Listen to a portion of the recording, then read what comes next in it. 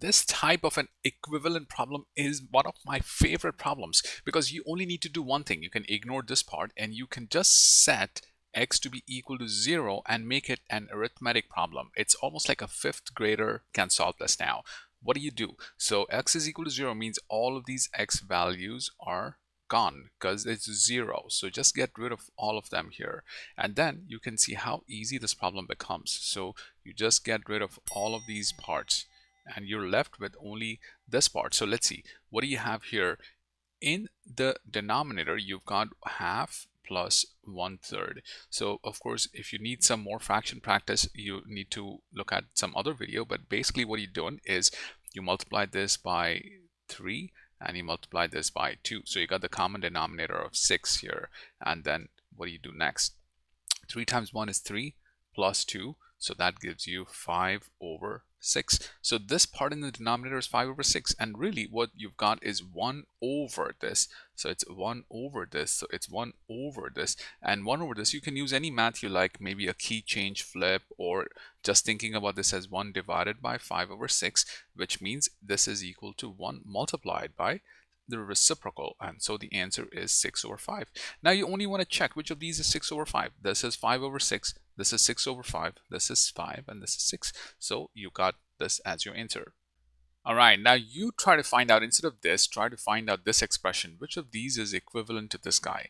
All right, so again, you want to use the same method. Just put x is equal to 0. When you put x is equal to 0, what do you get? Get rid of the x's. That's the main idea. Whatever you get, and then also you want to compare to these values, which is 5/6, 6/5, 5, and 6, and that should easily give you the answer. Remember, this is going to help you practice and improve and remember the strategy. As soon as you see this word equivalent, you can use it.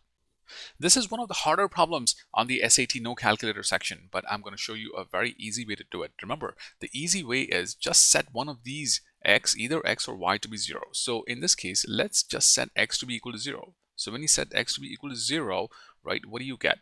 Negative y is equal to 12. In other words, y is equal to negative 12 and x is equal to 0. Now let's just plug this inside here. So what do you get? X, you get 8 to the 0th power and 2 to the, you remember that's a negative here, negative 12. Now this is something that you want to remember and look at the videos on our channel for exponents properties. But 8 to the 0 is just 1, and then you've got 2 to the negative 12. Now this is the final exponents property, that when you have a negative in the denominator, you can bring it to the top, and there you go, you got 2 to the 12 as your answer. Very easy to solve it this way.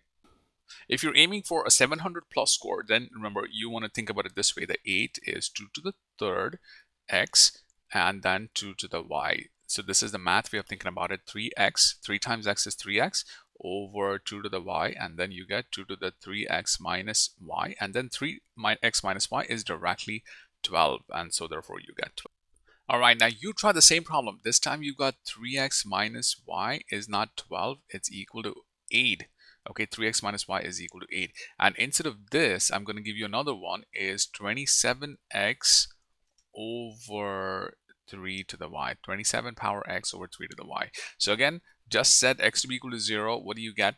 When you set x to be equal to 0, you get y is equal to negative 8. Plug that in here, plug the 0 in here. What are you going to get? 1 over 3 to the negative something, and then you get 3 to the positive. So what's this value inside? So plug your answers. Let me know what your answers are in the comments, and I think you should be able to solve this in under 20 seconds. And then let's move on to the next part. All right, this looks like a slightly complicated problem on the SAT no calculator section, but it's not as difficult if you just remember one thing. As soon as you see parentheses, you just want to FOIL them. So what is the FOIL idea? First, outer, inner, last. So what's the first? A and B and the x squared. So you get a b x squared here, right? Then you've got the other part, but you don't really need to care about the other parts. There are some other parts here, but you're told that this is equal to 15x squared. So you see, you're not wasting your time by doing too much math here. You're just quickly thinking about it this way. There'll be some other terms, but this term and this term should match. Now remember, this is only the first part that we did by foiling this. So what is this? What does this mean? You've got AB should match to 15. So AB is equal to 15. right? And then you're also told a plus b is equal to 8. Can you think in your mind, can you guess real quick, what are the two numbers that added give you 8 and multiplied give you 15? So think about it like this: 15, you've got 1 and 15. What's the other one that goes? 3 and 5. There you go. 3 times 5 is 15, and 3 plus 5 is 8. So 3 and 5 are the two numbers, right? So that means a could be 3 and b could be 5. But that's not all. This is not the correct answer because they're asking for the value of c. So c is this x term here. So now that you've got this part, let's try to plug it in. So now let's do the foiling again. So a is equal to 3 and b is equal to 5. So what do you get? So you've got 3x plus 2, 3x plus 2 times 5, because b is equal to 5, right? I'm going to replace this, 5x plus 7. Right, like so. Now you want to FOIL it again. So you've got the first, which is 3 times 5 is 15x squared. Then is the outer, so this times this, 3 times 7 is 21x. And then the inner, which is 2 times 5 is 10x. And then you've got 2 times 7, which is 14. So you see, it's almost there. 15, 15, 14, 14, and they're asking for C. Can you guess what C here? It's going to be this part, which is 21 plus 10, which is 31x. So it's 31. So C is 31. So you see the 31 here, and that's your answer. But what is this 41? You come up with the 41 because you can also have a is equal to 5 and b is equal to 3. You see, you can flip it, and then when you replace it, you'll see this answer as well comes up. But that's not important. We are moving for the very fast answers, so this is more than enough. And now let's practice another problem of this type. All right, let's try another practice problem so you'll remember and retain this idea. Now, instead of this part, let's look at this equation here. You've got this part, and instead of a plus b is equal to 8, I'm going to change this. I'm going to change this and make it a plus b is equal to 5. Okay, so a plus b is equal to 5 here. I'm just going to cross this out. A plus b is equal to 5. So remember, how do you do this? You first do a times b is equal to 6. So that's the first step. A times b, two numbers should give you 6, and at the same time they should add to give you 5. Can you guess what those numbers are? Once you have those numbers, you will plug them inside here. Blah blah blah, x plus 1, the other value plus 2, and FOIL it, and then just expand it, and you should find the coefficient of c. Remember, practicing this is guaranteed to improve your score. Just keep practicing with me this way every day, and you'll see how well you do on the test. Let's move on. I can't believe this problem is question number 16 on the SAT no calculator section. This is one of the easy questions. T squared minus 4 is equal to 0. So what do? You always isolate the value here. So just add a 4 to both sides. So you get T squared is equal to 4. Extremely easy to solve. Remember, you just want to remember two things. If T squared is equal to 4, then T is equal to 2, or T is equal to negative 2. Both of these answers work, but t is greater than 0, which means you can eliminate this, and the only answer you have is t is equal to 2.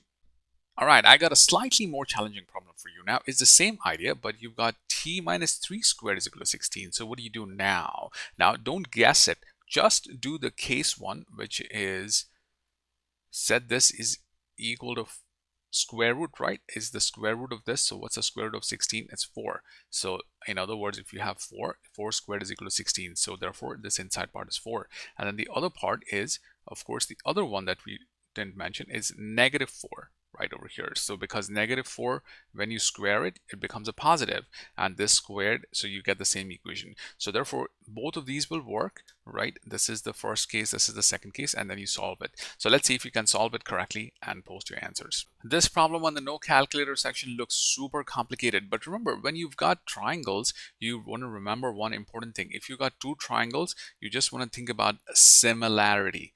That's the first thing you want to remember. The second thing you want to remember is just plug in these values, just label them. So let's see, AB is 1800 feet. So I'm just going to write this down over here. This is 1800, right? Then EB is 1400. So where's EB?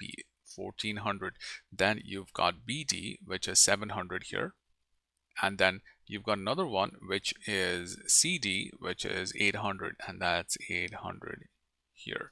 All right, now they're saying what is the value of x. So what is this value over here? Now, without even thinking, if you ever see two similar triangles, think about similarity. But for the people who are aiming for a 700 plus, remember you've got this and this angle are the same, which means this angle is equal to this angle should be equal to this because it's vertically opposite, and using the AA test these two triangles are similar. But in any case, the way you want to think about this is just take the ratio. So take this longer side over this side, so you've got x over 800, and then you can write down this side is similar. You see this side is similar to this and this side is similar to this. If you need more practice on similarity concepts, there are more videos on this channel, so check those out first.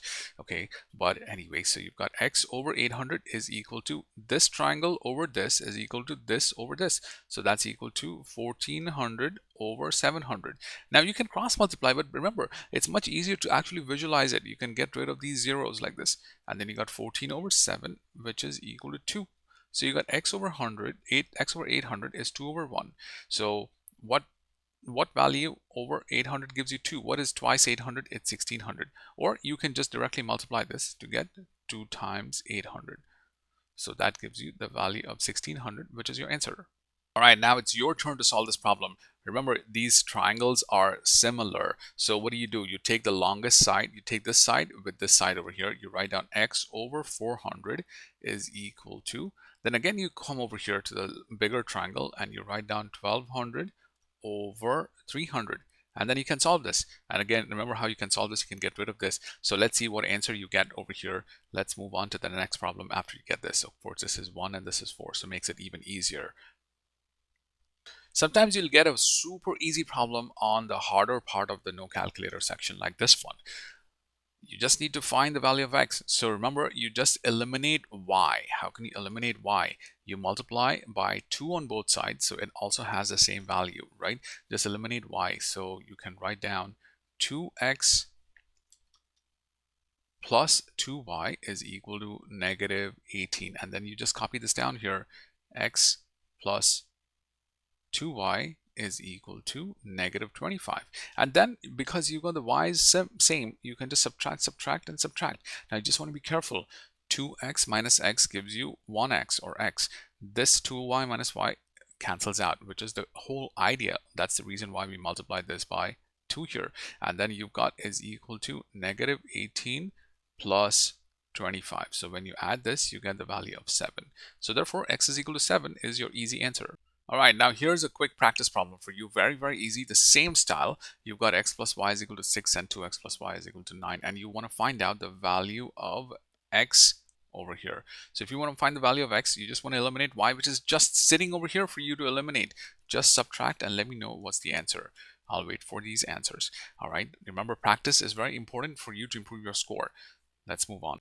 This is a slightly technical question for the SAT, but they asked these many times. So let's see what's going on here. You've got sine of x is equal to 4 over 5 and cosine of 90 minus x is how much? So the one important thing you want to remember is anytime you see this question, you just want to take this and you add them. So you've got x plus 90 minus x. Just add these things. And if this is equal to 90, then the sine is equal to the cosine. And so the answer is just 4 over 5.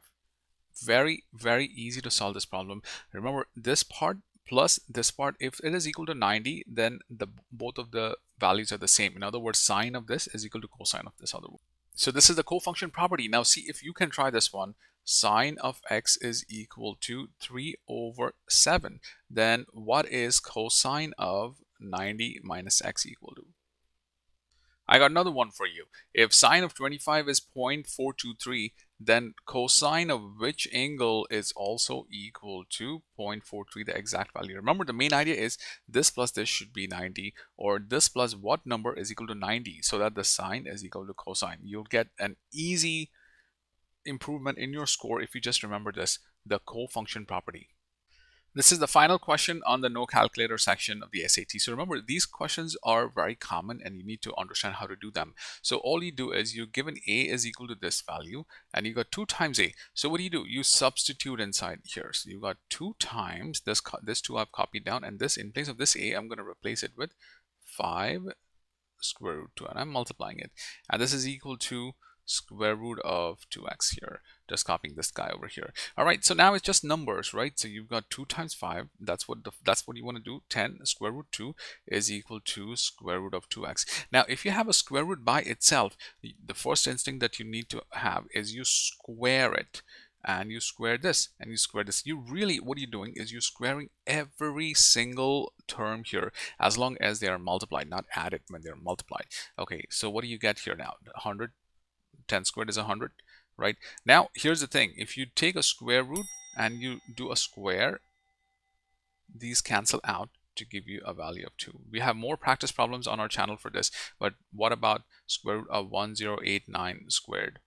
It's just, this cancels out, is just 1089. So that's the basic idea for this problem. All right, so you've got 100 times this part here, it cancels out, so you're just left with a 2, right? So 100 times 2, how easy can that be? And here again, the square root cancels out here, so you just left with a 2x like this, right? So I'm just going to write down 2x. Super easy. So this 2, you just divide by 2 over here. Of course, this is 100 times 2, which is 200 divided by 2, and this is equal to 100, and that's your answer. Okay, you try this problem now. Very easy. Remember, if you have a square root sign, just square, square, square, and all the square roots and square cancel out. So what is the value of x for this expression? Don't make a mistake and post your answers in the comments. Remember, practice is everything for this.